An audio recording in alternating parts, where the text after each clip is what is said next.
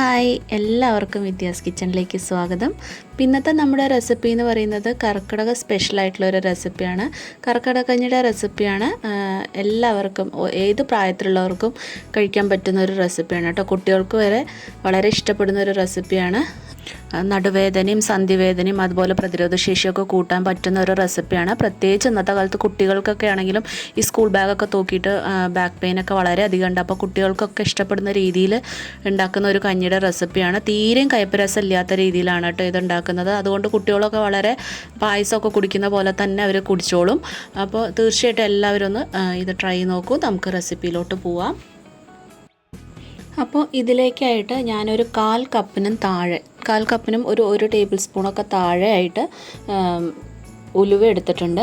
അപ്പോൾ ഏകദേശം ഒരു 3 ടേബിൾ സ്പൂണോളം വരും കേട്ടോ. സ്പൂൺ കണക്കാണെന്നുണ്ടെങ്കിൽ ഉലുവ ഞാനിവിടെ നന്നായിട്ട് ഒരു 3-4 തവണ നല്ല പോലെ ഒന്ന് വാഷ് ചെയ്ത ശേഷം നമുക്ക് വെള്ളം ഒഴിച്ചിട്ട് ഒരു ഓവർനൈറ്റ് നമുക്കൊന്ന് കുതിരാനായിട്ട് വെക്കണം. ഒരു രാത്രി മുഴുവനോ അല്ലെങ്കിൽ മിനിമം ഒരു 4 മണിക്കൂറെങ്കിലും ഇത് കുതിരാനായിട്ട് മാറ്റി വെക്കണം കേട്ടോ.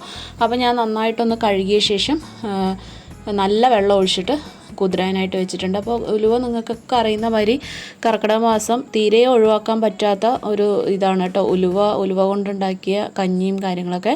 അപ്പോൾ ഇത് ഷുഗറൊക്കെ ഉള്ളവർക്കൊക്കെ വളരെ അധികം നല്ലതാണ്. അതുപോലെ മുലയൂട്ടുന്ന അമ്മമാർക്കും മുലപ്പാൽ വർദ്ധിക്കാനൊക്കെ ആയിട്ട്, പിന്നെ പ്രതിരോധശേഷി വർദ്ധിക്കാനായിട്ട്, നമ്മുടെ നടുവേദനയോ മുട്ടുവേദനയോ സന്ധിവേദനയൊക്കെ ഉണ്ടെന്നുണ്ടെങ്കിൽ അതൊക്കെ മാറാനായിട്ട് ഉലുവയൊക്കെ വളരെയധികം സഹായകമാണ്.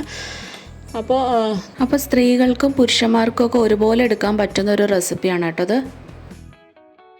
അപ്പോൾ ഒരു ഓവർനൈറ്റ് ഞാനിവിടെ ഉലുവ നല്ല വെള്ളത്തിൽ കുതിരാൻ വെച്ചിട്ടുണ്ടായിരുന്നു. അതിപ്പോൾ നന്നായിട്ട് കുതിർന്ന് കിട്ടിയിട്ടുണ്ട്. അപ്പോൾ ഈ ഒരു വെള്ളം ഇനി കളയാനായിട്ട് പാടില്ല കേട്ടോ. ആ വെള്ളത്തിൽ തന്നെയാണ് നമ്മളത് വേവിച്ചെടുക്കണം. അപ്പോൾ കുറച്ച് കൂടുതൽ വെള്ളത്തിൽ കുതിരാനിട്ടാലും കുഴപ്പമില്ല. അപ്പോൾ ആ വെള്ളത്തോടെ ഞാനൊരു കുക്കറിലേക്ക് മാറ്റി കൊടുത്തിട്ടുണ്ട്. ഇനി ഇത് കുറച്ചും കൂടി ഞാനിവിടെ ഒരു 1/4 കപ്പും കൂടി വെള്ളം ഞാൻ ഒഴിച്ചു കൊടുത്തിട്ടുണ്ട് കേട്ടോ. അപ്പോൾ കുറച്ച് വെള്ളം ജാസ്തി ആയാലും കുഴപ്പമൊന്നുമില്ല. അപ്പോൾ 1/4 കപ്പും കൂടി ഒഴിച്ചു കൊടുത്ത ശേഷം ഇതൊന്ന് അടച്ചു വെച്ചിട്ട് ഞാനൊരു 3 വിസിൽ ഹൈ ഫ്ലെയിമിൽ തന്നെ വെച്ചിട്ടൊരു 3 വിസിലാണ് കേട്ടോ ഞാനിവിടെ വെക്കുന്നത്. അപ്പോഴേക്കും തന്നെ നമ്മുടെ ഉലുവയൊക്കെ നന്നായിട്ടൊന്ന് വെന്ത് കിട്ടും. അപ്പോൾ ആ ഒരു സമയത്ത് ഇനി നമുക്കിതിലേക്ക് വേണ്ടത് അരിയാണ് കേട്ടോ. ഞാനിവിടെ പച്ചരിയാണ് എടുത്തിട്ടുള്ളത്. അപ്പോൾ ഉണക്കലരി ഉള്ളവർ തീർച്ചയായിട്ടും ഉണക്കലരി തന്നെ എടുക്കാനായിട്ട് ശ്രമിക്കുക. അല്ലെങ്കിൽ നവരരി ഉണ്ടെങ്കിൽ അതും എടുക്കാനായിട്ട്, അതാണെങ്കിൽ ഏറ്റവും ഗുണകരമായിട്ടുള്ളതാണ്. അപ്പോൾ എനിക്കിവിടെ പച്ചരിയാണ് അവൈലബിൾ, അതുകൊണ്ട് ഞാൻ പച്ചരി എടുത്തോന്നേ ഉള്ളൂ. അപ്പോൾ അത് നല്ലപോലെ ഒന്ന് കഴുകിയ ശേഷം അതവിടെ മാറ്റി വയ്ക്കുക. അത് കുതിരാനായിട്ടൊന്നും വെക്കേണ്ട ആവശ്യമില്ല. അപ്പോൾ അത് മാറ്റി വെച്ചിട്ടുണ്ട്. പിന്നെ അതിലേക്ക് വേണ്ടത് വലിയൊരു തേങ്ങ ചിരകി ഞാനിവിടെ വെച്ചിട്ടുണ്ട്. ചെറിയ തേങ്ങയൊക്കെ ആണെങ്കിൽ ഒരു തേങ്ങ ഫുള്ളും ഒരു തേങ്ങയുടെ പകുതിയും കൂടി ഒരു 1.5 തേങ്ങാമുറി നിങ്ങൾക്ക് എടുക്കാം കേട്ടോ. ഞാനത് ഒരു വലിയൊരു തേങ്ങയുടെ 2 മുറി കംപ്ലീറ്റ് ആയിട്ട് ചിരകി എടുത്തിട്ടുണ്ട്. ഇനി നമുക്കിതൊന്ന് പാലെടുക്കണം. അതിന് വേണ്ടിയിട്ട് ഞാനൊരു മിക്സറ് ജാറിലോട്ട് മാറ്റി കൊടുത്തിട്ടുണ്ട്. അതിലിനി ഞാൻ ഏകദേശം ഒരു 1-1.25 കപ്പോളം വെള്ളം ഒഴിച്ചിട്ടാണ് കേട്ടോ അതിൻ്റെ പാലെടുത്തിട്ടുള്ളത്.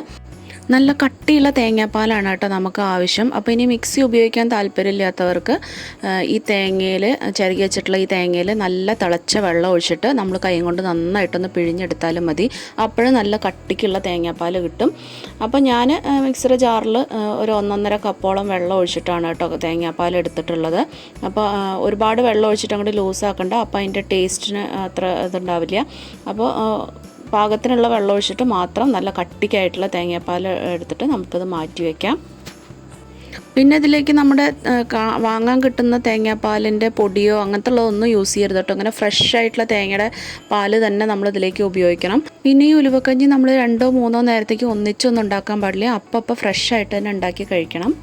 ഇനി നമുക്ക് ഈ ഒരു സമയത്ത് നമ്മുടെ ഉലുവ വെന്ത് കിട്ടിയിട്ടുണ്ട് കേട്ടോ. അപ്പോൾ പ്രഷറൊക്കെ ഇറങ്ങിയ ശേഷം നമ്മൾ തുറന്ന് നോക്കുക. അപ്പോൾ ഉലുവ നല്ല രീതിയിൽ തന്നെ വെന്ത് കിട്ടിയിട്ടുണ്ടെങ്കിൽ അമർത്തി നോക്കുമ്പോൾ അതങ്ങനെ ആയി കിട്ടും. അപ്പോൾ നന്നായിട്ട് വെന്തിട്ടുണ്ടെന്ന് അർത്ഥം.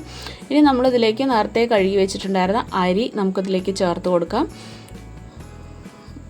ഇനി ഇതിലേക്ക് വെള്ളം കൂടി ചേർത്ത് കൊടുക്കുക. ഞാൻ ഏകദേശം ഒരു 1.5 മുതൽ 2 കപ്പിനുള്ളിലൊക്കെ വെള്ളം വേണ്ടി വരും കേട്ടോ. കാരണം അരി നന്നായിട്ടൊന്ന് വെന്ത് കിട്ടണമല്ലോ.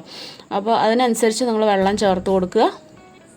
അതും കൂടി ചേർത്ത് കൊടുത്തിട്ട് നന്നായിട്ടൊന്ന് ഇളക്കിയ ശേഷം വീണ്ടും നമ്മളിത് കുക്കർ അടച്ചു വെച്ചിട്ട് ഒരു 4 വിസിലാണ് കേട്ടോ. ഹൈ ഫ്ലെയിമിൽ 4 വിസിലാണ് നമ്മളിത് വേവിച്ചെടുത്തേക്കണം. അപ്പോൾ അരിയും ഉലുവയൊക്കെ നല്ല രീതിയിൽ ചേർന്ന് കിട്ടും. ഇനി ആ ഒരു സമയത്ത് നമുക്കിതിലേക്ക് കുറച്ച് ശർക്കര ആവശ്യമുണ്ട്. അപ്പോൾ ഷുഗറൊക്കെ ഉള്ളവരാണെന്നുണ്ടെങ്കിൽ ഈ ഒരു സ്റ്റെപ്പ് പൂർണ്ണമായിട്ട് അവോയ്ഡ് ചെയ്യുക. ശർക്കരയ്ക്ക് പകരം അവർക്ക് ഉപ്പിട്ടിട്ട് കഞ്ഞി കുടിക്കാം. അല്ല ഷുഗറൊക്കെ ഇല്ലാത്തവർക്കും കുട്ടികൾക്കൊക്കെ ആണെങ്കിൽ നമുക്ക് ശർക്കര എടുക്കാം. ഞാനൊരു 300 ഗ്രാമോളം ശർക്കര ഇവിടേക്ക് എടുത്തിട്ടുണ്ട്. അതിലേക്ക് നമുക്കൊരു 1/4 കപ്പിന് വെള്ളം ഒഴിച്ചിട്ട് അതൊന്ന് ഉരുക്കിയെടുക്കണം. ജസ്റ്റ് അതൊന്ന് കട്ടകളൊക്കെ ഒന്ന് മാറി കിട്ടിയിട്ട് ഒന്ന് ഉരുക്കിയെടുത്താൽ മാത്രം മതിയാവും കേട്ടോ. അപ്പോൾ ഞാനിവിടെ ശർക്കര നന്നായിട്ടൊന്ന് ഉരുക്കിയെടുത്തിട്ടുണ്ട്. ഇനി ഈ ഒരു സമയത്ത് നമ്മുടെ അരിയൊക്കെ നന്നായിട്ട് വെന്ത് കിട്ടിയിട്ടുണ്ട്. ഇനി നമ്മൾ ഈ ശർക്കര പാനി നമുക്ക് ഇതിലോട്ട് അരിച്ച് ചേർത്ത് കൊടുക്കാം. ശർക്കരയിൽ കല്ലും പൊടിയൊക്കെ ഉണ്ടാവും, അതുകൊണ്ട് അരിച്ച് തന്നെ ചേർത്ത് കൊടുക്കണം.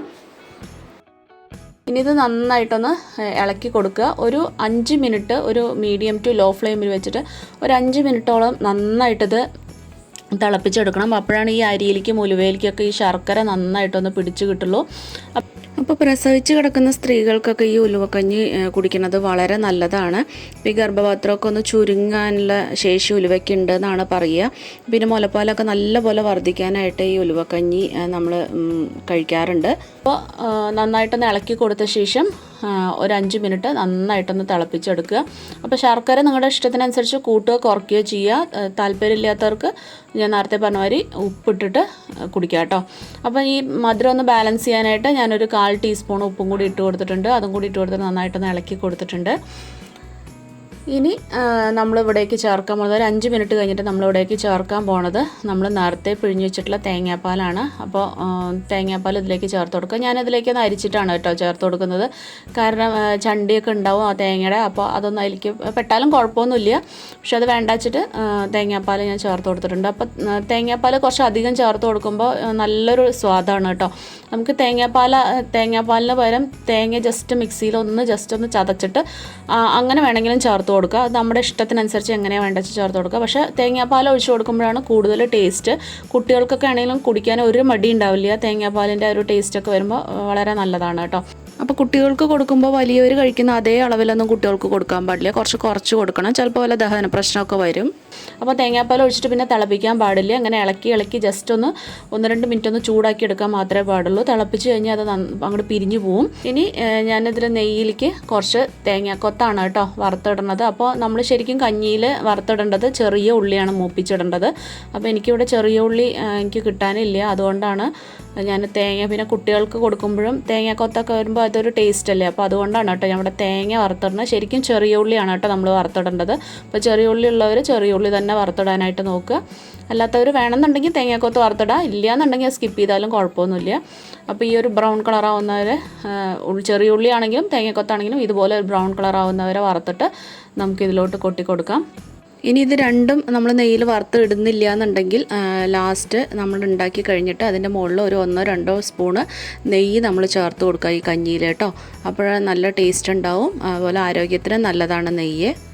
അപ്പോൾ കർക്കിടക കഞ്ഞി ഇവിടെ റെഡി ആയിട്ടുണ്ട്. തീർച്ചയായിട്ടും എല്ലാവരും ഒന്ന് ഉണ്ടാക്കി നോക്കിയിട്ട് നിങ്ങളുടെ ഫീഡ്ബാക്ക് പറയണം. ഇഷ്ടപ്പെടുകയാണെങ്കിൽ എല്ലാവർക്കും ഒന്ന് ഷെയർ ചെയ്ത് കൊടുക്കണം. വീണ്ടും നല്ല റെസിപ്പീസായിട്ട് നമുക്ക് വീണ്ടും കാണാം. Take care. ബൈ.